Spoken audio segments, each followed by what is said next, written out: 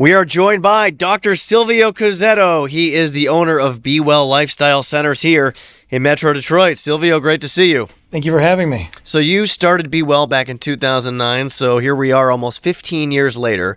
I want you to take us back and explain why you started Be Well in the first place. So many years of searching for nutrition. It was always my passion. Nutrition was always my passion.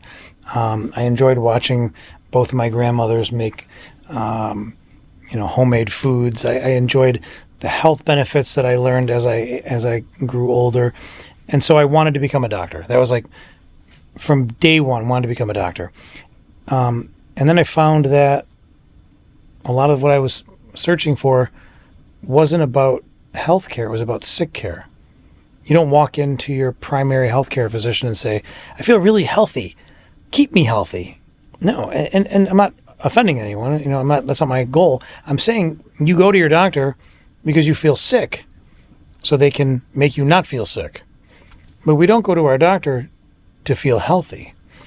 And I wanted that. So went on a search, went to different medical schools, went to physical therapy school, and found through my search chiropractic. Fell in love with it instantly. That was really cool. So I started to, take classes, and obviously, years later became a chiropractor. And then I started working for someone, and it was different than in the school. It was like the real world. And I found that it was almost like people come to their chiropractor because they feel like crap, and then they feel better, and then they go home. Then they come back. They feel like crap. Same symptom. Then they feel better. Then they go home. And yeah, you have your people that are like, "Oh, I've had headaches for a long time. I've had low back pain for a long time." Then it went away. But I found that what was missing from a lot of chiropractors, and I really studied it hard, and I really talked to a lot of chiropractors. I went to all the chiropractic conventions, and I talked to my friends from around the country and some of them around the world. And most were like, "Come in the office, I'll treat you, have a nice day. Come in the office, I'll treat you, have a nice day." But no one was doing anything about once you leave the office. Like, what are you doing in the other areas that chiropractic's not touching? So I said, one day I'm going to have this wellness center that's going to teach people how to take supplements and nutrition. And so in my office in Flint, Michigan, I remember one day I was drinking a smoothie, and before I went to drink it, one of my patients said, "What is it?" I said, "Oh, it's a really healthy smoothie.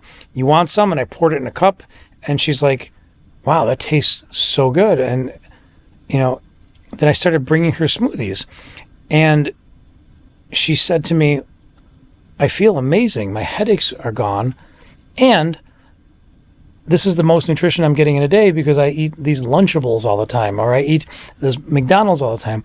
So then I said, okay. So I set up a couple blenders in my office and just started making people smoothies.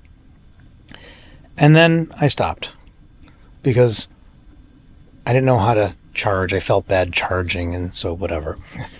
So then a couple years later,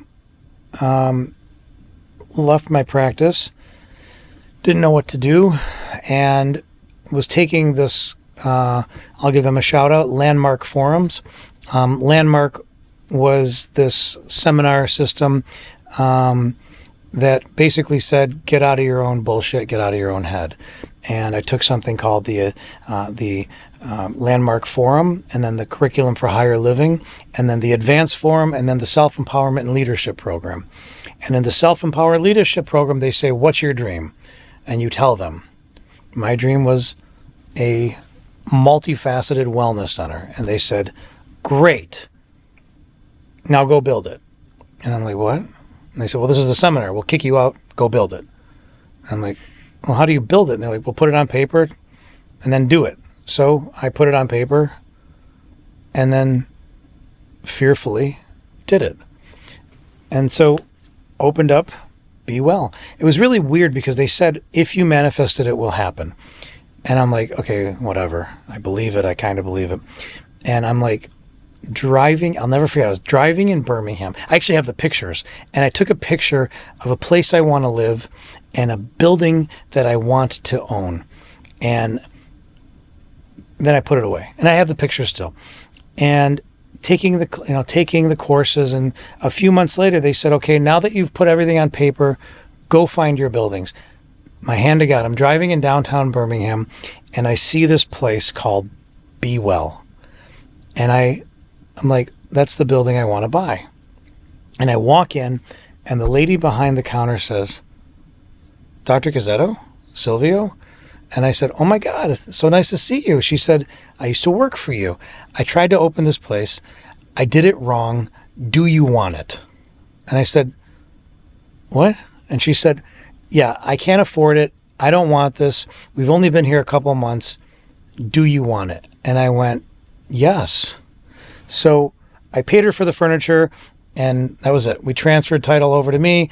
I kept the name because it's oddly enough, my dad used to always say to me, be well, be well, be well. So I'd say, okay, be well, be well. That became like a habitual name. So that was the initial Be Well. Then I started to, get rid of all the stuff that she had and put in the stuff that I had, that I wanted, and slowly built it. And it became something that scared the shit out of me, that still to this day scares the shit out of me, because we're growing, and it's here. There's my story. So I have a few different follow-up questions, because that is a great story. The first one goes back to your decision to pursue chiropractic. You said that you fell in love with it. What was it about chiropractic that attracted you? So I was very medically oriented, and I thought it was, more of a, you become a doctor, you're the greatest healthcare provider in the world. And so I remember I had horrible headaches, and my father owned warehousing at the time, and I fell off of a truck and I hurt my back, and my girlfriend at the time said to me, come to my chiropractor. And I said, no, those freaking quacks, I'm never going to one. And I went there, and reluctantly. And when I got there, I was like, it's not a medical office. People are like happy to be here. There's kids running around, and the doctor comes out and goes, who's next? And the kids didn't go, start crying. They ran up to the doctor and hugged him and said, me. And I'm like, holy crap, this is cool. And then I was talking to people, and I'm like, okay, maybe it's, let me give this a chance. And then I got my adjustment, and I felt amazing, like unbelievable. And I'm like, okay, this is for me. That was really it. Okay, so there's the chiropractic piece. I now want to fast forward to what you were talking about with that patient who you first gave that smoothie to. Because, anybody who walks into your establishment knows that, smoothies are one of your standards, one of your main offerings. How did you first decide to become a smoothie guy before, smoothies I feel like today are cool. Like when you have a smoothie in hand, it's like, it's not just it's good for you, it's also a status symbol. Correct. You know what I'm talking about. But for you, how did you first get into the smoothie game? I can't stand pills. I don't want to take 50 pills a day. So I started putting powders into my smoothies, and then I found other powders and more powders and more powders, and then that's actually how the $100 smoothie came into effect. We have something called the $100 smoothie at Be Well.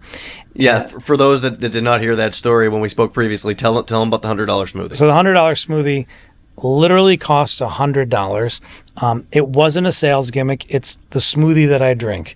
It is not some gimmick. It is, for instance, lion's mane, which helps with cognitive ability, brain function. It has kava in it, which helps calm the body. Instead of taking Adderall, you take kava.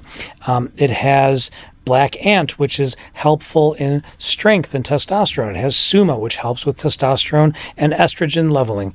There's so many different aspects. It has beetroot juice, or beetroot powder, which helps with nitric acid in the muscles, so after a workout. It has so many different things in it that I didn't want to take in pill form, that I just started taking it. And then I thought, why am I not, I'm offering this to my child, why am I not offering it to everybody?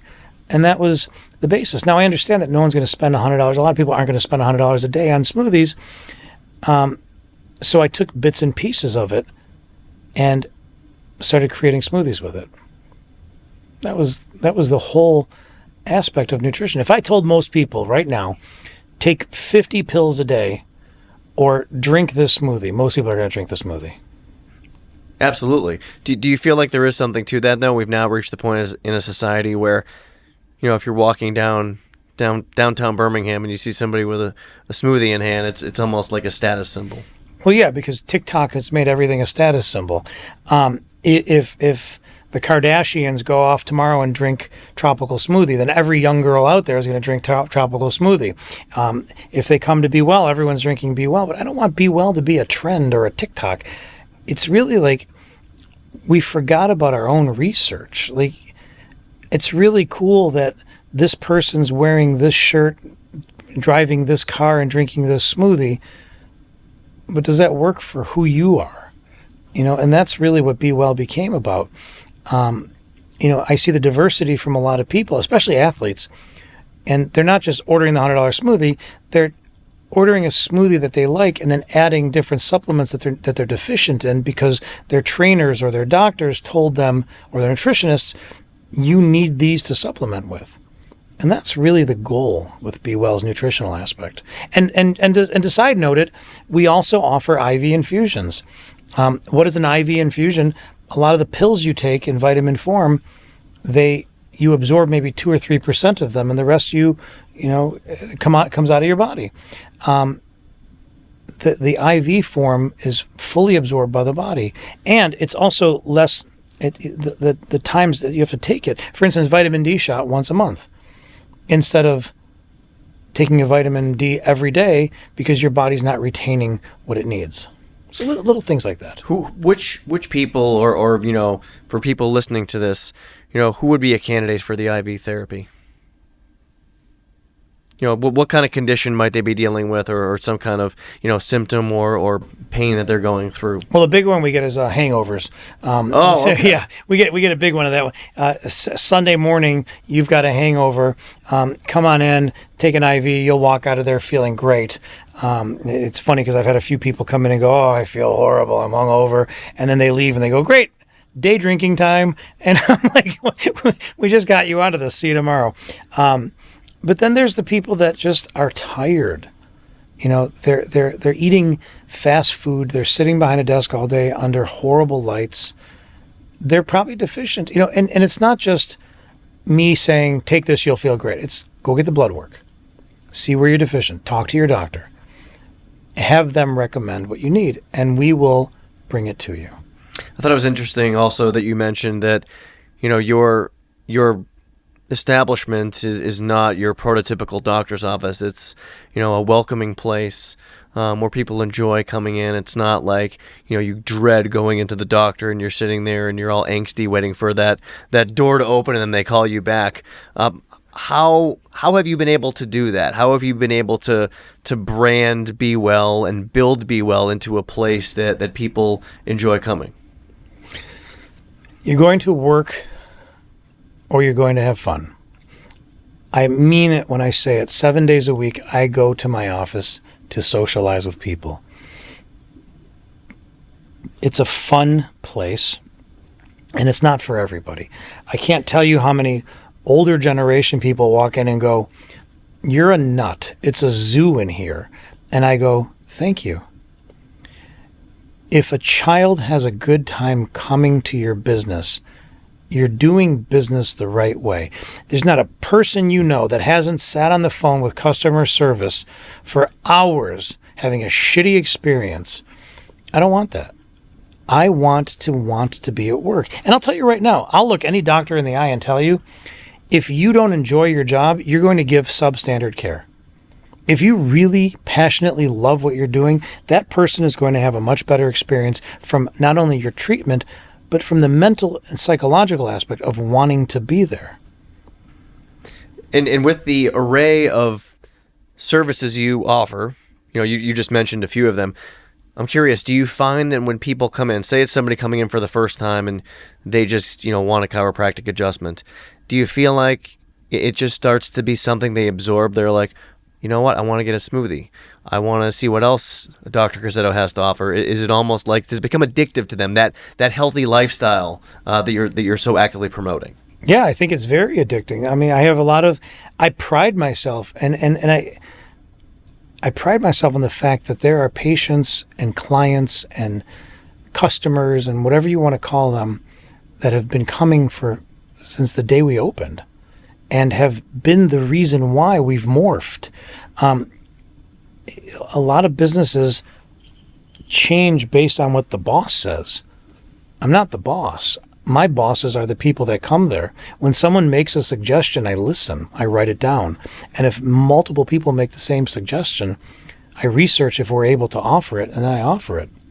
The cafe was a suggestion. The foods within the cafe were suggestions. The services we offer were suggestions. I had COVID really bad, and what saved me was going in for vitamin IV infusions. I'll stand by that. I felt unbelievable after. And I started to talk to people. And when I talked to people, they all said the same thing. Yes, it helped me. Yes, it was great. You should offer that at Be Well. So then I started to say, okay, maybe we should offer that at Be Well. And I started to research, does it fit within our model? And yes, obviously it does. So that's where it really comes from. So, as we mentioned, almost 15 years in business now, and I know that privacy laws prohibit you from talking about specific patients, but when you reflect back, is there, a patient or, a couple people that you've treated over the years that you can point to and say, man, I am so proud of the work that we have done, or I am so happy about that relationship that I was able to build with this person and be a part of their wellness journey? So, there is nothing more amazing. As a matter of fact, I'll tell you, there was a young girl that came in with Tourette's. She had tics all the time. And this was 15 years ago, 14 years ago. And I started to do some work with her and her family. And they started to decrease. I saw her actually a few weeks ago. And when it comes from a child, there's so much more truth behind it. And she said to me, thank you. And I said, you're welcome. And that was really it. And it meant more than any payment, than anything. Like, there's a point where you kind of look at yourself and you go, okay, I did it. That's it. I did it. And there's a few of those patients and clients that come through that you're like, all right, if the business closed down today, I'm satisfied with that. And I think a lot of doctors forget about those little things. It's a great way to end it. Dr. Silvio Cozzetto, great stories. Thanks so much for sharing with us. Thank you for being with me.